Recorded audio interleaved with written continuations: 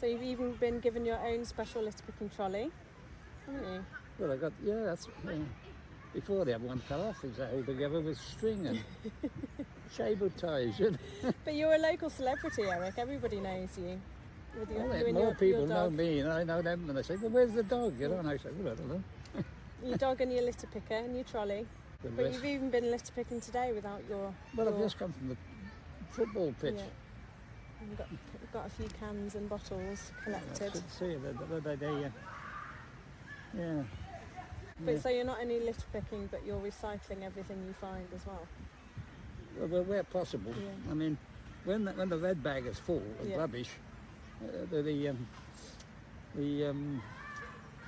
chicken wagon man picks them up. Yeah, they do. Yeah, the council come and collect them. Oh, you know what a chicken wagon is? The street cleaner.